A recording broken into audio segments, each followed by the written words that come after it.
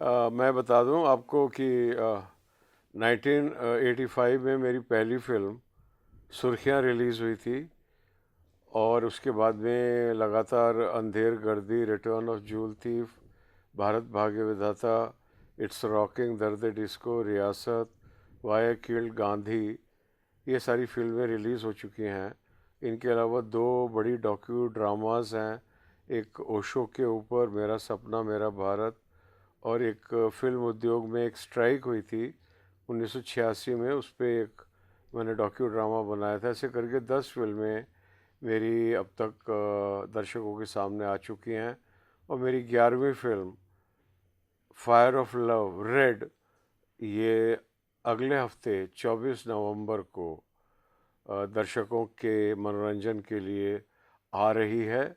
और ये दर्शकों की एक अपनी फिल्म है, और दर्शकों को जिस प्रकार के मनोरंजन की अपेक्षा है, आज के नवयुवक दर्शक को, आज की नवयुवा पीढ़ी को, डिजिटल खिलौनों से खेलती हुई नवयुवा पीढ़ी को जिस प्रकार के एक सिनेमा की ज़रूरत है मनोरंजन के स्तर पर, वो फिल्म हम लेके आ रहे हैं 24 नवंबर 2023 को, फायर ऑफ लव रेड।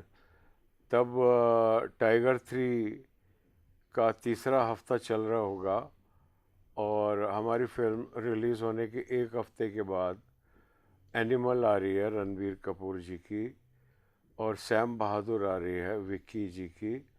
और इन सब फिल्मों को, जो हमसे पहले से चल रही हैं और जो हमारे बाद में आने वाली हैं, उन सब को मेरी ओर से हार्दिक शुभकामनाएं। तो जैसे आपने बताया कि इतनी बड़ी बड़ी मूवीज आ रही हैं और ऑलरेडी टाइगर 3 जो है वो आपके कंपटीशन में होगी, तो किस तरीके से आपने पूरी प्लानिंग की है इन सबको कंपीट करने की? क्या आपकी स्टोरी में उतनी जान है जो इनको पछाड़ कर आपकी मूवी को टॉप पर लेके जा पाए? सर, मेरी पिक्चर में ना मैं बहुत ही विनम्रता, जितनी विनम्रता जितनी विनम्रता का इमेजिन किया जा सकता है, जब से सृष्टि का प्रारंभ हुआ और जब तक सृष्टि का अंत होगा, उसकी जितनी क्वांटिटी है उससे भी 100 गुनी विनम्रता के साथ मैं ये ऑन कैमरा बोलना चाहता हूँ कि अगर मेरी फिल्म को एक हफ्ता ओपन मिल गया, तो उसके बाद उसके सामने किसी का भी खड़ा रहना बहुत मुश्किल हो जाएगा। क्योंकि इतनी उसमें लोकप्रियता, उसमें लोकप्रिय होने के इतने गुण हैं, और मेरी उसमें 40 साल की तपस्या है, और मैंने पूर्णतः ये फिल्म दर्शकों और उनके मनोरंजन को मस्तिष्क में रख के बनाई है। वो मैंने अपनी कोई क्रिएटिव अर्ज को फुलफ़िल करने के लिए, अपने को कोई, अपने नाम को कोई बड़ापन देने के लिए, कुछ भी हासिल करने के उद्देश्य से मैंने ये फ़िल्म नहीं बनाई। मैंने ये फ़िल्म पूर्णतः दर्शकों का मनोरंजन करने के लिए बनाई है, और मैं फ़िल्म देख चुका हूँ, और मेरा पिक्चर को देख-देख के मेरा मन नहीं भरता। इतनी आनंददायक, इतनी मनोरंजक फ़िल्म। मैं तो डायरेक्टर बाद में हूँ, दर्शक पहले हूँ। मैं बचपन से फ़िल्में देख रहा हूँ, चलती का नाम गाड़ी, मधुमती के टाइम से आज तक। और मैं बार-बार लोगों को बोल रहा हूँ, यार मैंने इतनी फ़िल्में देखी हैं। मैंने आराधना पिक्चर मेरी आँखों के सामने रिलीज़ हुई है, राजेश खन्ना सुपरस्टार बना। ज़ंजीर पिक्चर मेरी आँखों के सामने रिलीज़ हुई, और उसमें अमिताभ बच्चन सुपरस्टार बना एक फ्लॉप एक्टर से। एक मेरे सामने डर पिक्चर रिलीज़ हुई है, जिसके अंदर शाहरुख खान जो है वो सुपरस्टार बना एक विलेन के रोल में। ये सब घटनाएं मेरी आंखों के सामने घटित हुई हैं। एक कुछ वैसी ही घटना रेड के साथ घटित होने जा रही है कृष्णा अभिषेक के लिए। He is going to transform into a superstar with this picture, not because the picture is directed by me, but because the screenplay, the film is so beautiful, so deadly, it keeps you gripped. उसकी cinematography, उसका visual design, उसका sound design, उसका background music, उसके डायल, everything is so superlative. जिस तरीके से कोई भी व्यक्ति जब कहता है कि मुझे इनकी सेवा करनी है, तो उसी तरीके से दर्शकों की जो सेवा करने के लिए मेरे निर्देशन में जो सारी टीम ने मेहनत की है वो अतुलनीय है। उसको देखकर दर्शक गदगद हो जाएंगे, उनको बहुत मनोरंजन मिलने वाला है। और कृष्णाभिषेक का जो अभिनय है वो उसको राजेश खन्ना, अमिताभ बच्चन, शाहरुख खान के लेवल का सुपरस्टार बना देगा।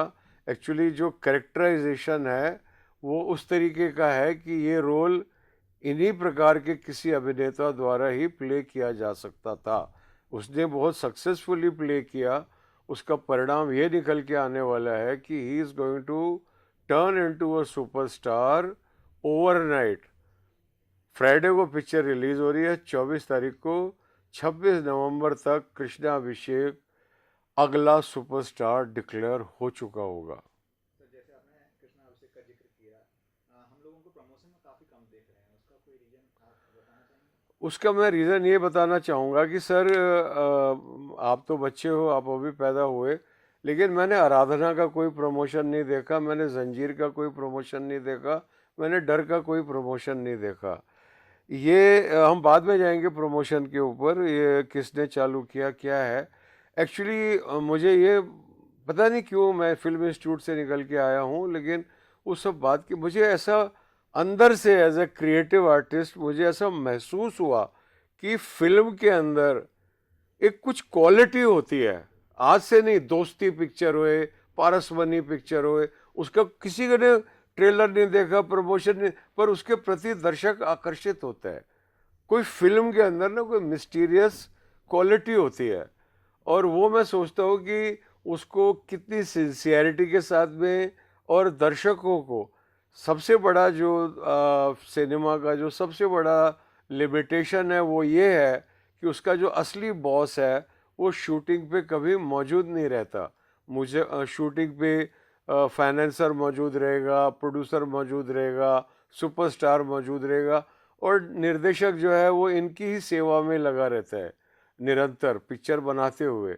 लेकिन पिक्चर का जो असली बॉस है वो दर्शक है। तो अगर कोई भी फिल्म इस तरह से बनाई जाएगी कि जब उसकी शूटिंग चले तो निर्देशक 24 घंटे इस बात का ध्यान रखे कि ये जो शूटिंग चल रही है ये दर्शकों के लिए चल रही है, तो दर्शकों को कैसा लगेगा। अगर वो हमेशा उनका ख्याल रखेगा तो निश्चित ही ऐसी प्रोडक्ट निकल के आएगी। और चूँकि उस प्रोडक्ट में से दर्शकों के प्रति प्रेम है, वो डिजिटली एनकोड हो चुका है। वो जैसे डिजिटल एरेना में जाएगा वो ऑडियंस को ना अट्रैक्ट करना चालू करेगा, ऑडियंस को कुछ अपनापन लगेगा। जैसा कि फायर ऑफ लव रेड के साथ मैं देख रहा हूँ कि दर्शकों को कुछ अपनापन लग रहा है, और वो हम कुछ करते हैं सोशल मीडिया पे और लोग अपने आप लग जाते हैं, उसको अपने ग्रुप्स में चला रहे हैं, कहाँ कोई कहाँ कहाँ कर रहा है। वहाँ किस किस का मैं धन्यवाद करूं। सर किस किस प्लेटफॉर्म पर रिलीज की जा रही है? सर ये थिएट्रिकली आ रही है, पीवीआर, आइनॉक्स, सिनेपोलिस, ये तो इसके मल्टीप्लेक्स थिएटर्स हैं। और इसके अलावा जितने भी सिंगल प्लेक्स हैं जो अच्छे हैं, अच्छी कंडीशन में हैं। और सौभाग्य से क्या हुआ है कि इस वर्ष पठान के चलने से, गदर 2 के चलने से, जवान के चलने से, इन सब पिक्चरों के चलने से बहुत सारे सिंगल स्क्रीन जो बंद होने की कगार पर खड़े हुए थे वो पुनर्जीवित हो गए हैं। और ऐसे थिएटर्स को भी रेड पिक्चर बहुत आकर्षित कर रही है, और जो एग्जिस्टिंग है उनको तो कर ही रही है। और छोटे शहरों में भी जो मल्टीप्लेक्स जैसे सिनेमे हैं वो सभी आइनॉक्स पीवीआर नहीं हैं, और भी ब्रांड हैं, तो हर जगह लग रही है ऑल ओवर इंडिया। ये फिल्म अभी थिएट्रिकली आ रही है, उसके बाद में ओटीटी पे आएगी 4-6 हफ्ते 8 हफ्ते, देखते हैं जब भी टाइम होएगा तब आ जाएगी उसके ऊपर। लोगों के माध्यम से आप समाज को क्या मैसेज देना चाहेंगे? मैं कोई मैसेज नहीं देना चाहता सर, मैसेज देने को बड़े बड़े लोग बैठे हुए हैं। हमारे प्रधानमंत्री जी सबसे बड़े मैसेंजर हैं, फिर उनके जो विरोधी हैं वो बहुत अच्छे मैसेंजर हैं, फिर बागेश्वर धाम बाबा बैठे हुए हैं, फिर और बहुत से हैं। और हर आदमी व्हाट्सएप पे एक दूसरे को लेक्चर ही पेल रहा है। तो मेरे को इस पिक्चर के माध्यम से कोई ना तो मैसेज देना है ना कोई लेक्चर पेलना है। मैं सिर्फ दर्शकों का मनोरंजन करना चाहता हूँ। बेफिक्र होके आइए, हॉल में आइए, आपको ऐसा मनोरंजन मिलेगा जैसे आपने आज तक, कम से कम हमने देखा है, लेकिन पिछले 20 साल में नहीं आया। तो आज की जो वर्तमान जनरेशन है उसने इस प्रकार का मनोरंजन नहीं देखा। प्लीज़ आइए, देखिए और लाभान्वित होइए। धन्यवाद। यार आजकल हाई बजट की मूवी बनती है, तो आपका बजट सर बजट से क्या मतलब है? ये एक ये एक्चुअली क्या हो गया है कि पैसा जो लग रहा है फिल्मों में वो किसी व्यक्ति का नहीं लग रहा है, वो ऑर्गेनाइजेशन का लग रहा है, कॉरपोरेट जिसको बोला जा रहा है। वो कॉरपोरेट का जो पैसा है वो पब्लिक का पैसा है। तो जो लोग पैसा खर्च रहे हैं ना, उनकी जेब से नहीं जा रहा, तो इसके लिए वो इतनी लेविशली वो खर्च रहे हैं। ये एक, अब मैं इसकी गहराई में जाके शत्रु अपने बनाना नहीं चाहता इस पर हम प्लेटफॉर्म पे, लेकिन एक गलत दिशा में चले गए हैं, वो हमको सही दिशा में लाना है। कोई एक बेहतरीन, इस फिल्म के माध्यम से ये बात सिद्ध होने वाली है कि एक बेहतरीन और एक बिग बॉक्स ऑफिस बोनेंजा बनाने के लिए बजट की ज़रूरत नहीं है इतनी, जितने की एक स्टोरी की, उस स्टोरी के ट्रीटमेंट की, इमोशन की, और वो पूरी की पूरी ग्रामर, वो पूरी की पूरी ग्रामर जो वी शांताराम, महबूब खान, गुरुदत्त, बिमल रॉय, राज कपूर, इन 5 दिग्गजों ने जो ग्रामर हमको सिखाई, अगर हम उस ग्रामर के अनुसार काम करेंगे, दर्शकों को सोच के काम करेंगे, तो हमको कोई हर पिक्चर मुगल आजम नहीं होती, 2 बीघा ज़मीन भी हिट होती है। आवारा का बजट मुगल आजम के कहीं आसपास भी नहीं है। तो ये जो आपने बजट को इतना बड़ा हुआ बना दिया, ये एक एक तरह का ब्लफ है, एक तरह का स्कैम है, और जितनी जल्दी ये ख़त्म हो जाए सबके लिए अच्छा होगा।